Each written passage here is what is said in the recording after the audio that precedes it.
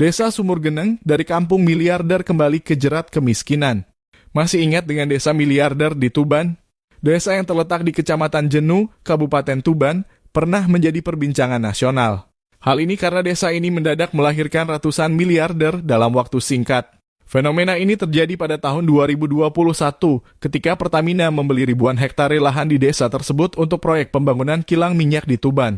Para warga yang sebelumnya hidup sebagai petani dan nelayan sederhana, tiba-tiba menerima uang miliaran rupiah sebagai ganti rugi tanah mereka. Dengan jumlah uang yang fantastis, euforia melanda hampir seluruh warga. Dalam sekejap, desa Sumur Geneng berubah drastis. Rumah-rumah sederhana beralih menjadi bangunan mewah, jalanan desa yang sebelumnya lengang kini dipenuhi dengan mobil-mobil baru. Tak sedikit warga yang membeli lebih dari satu mobil sekaligus, bahkan beberapa membeli kendaraan mewah yang sebelumnya hanya bisa mereka impikan. Video warga yang berbondong-bondong membeli mobil baru sempat viral di media sosial, menarik perhatian banyak orang, dan menjadikan desa ini dijuluki kampung miliarder. Sayangnya, gelombang kemewahan itu tidak bertahan lama.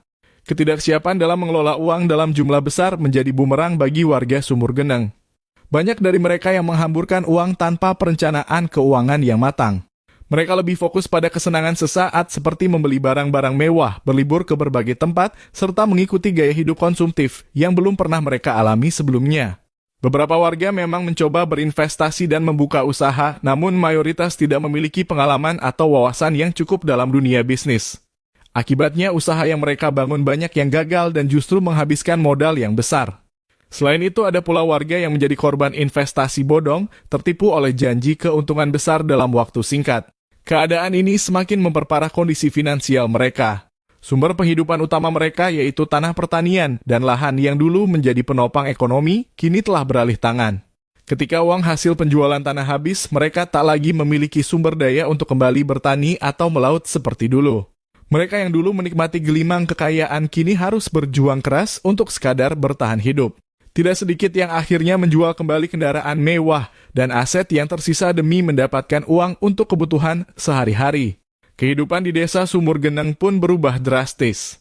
Jika dulu desa ini dikenal sebagai kampung miliarder, kini desa tersebut menghadapi realitas baru sebagai kampung yang terjerat kemiskinan. Banyak warga yang menyesali keputusan-keputusan yang mereka ambil di masa lalu. Kesadaran pun mulai tumbuh bahwa kekayaan yang datang secara instan harus diimbangi dengan perencanaan keuangan yang baik agar dapat bertahan dalam jangka panjang. Kisah desa Sumur Geneng menjadi pelajaran berharga bagi banyak orang, bahwa uang dalam jumlah besar tidak selalu membawa kebahagiaan atau kestabilan finansial, terutama jika tidak dikelola dengan baik. Kekayaan bukan hanya tentang seberapa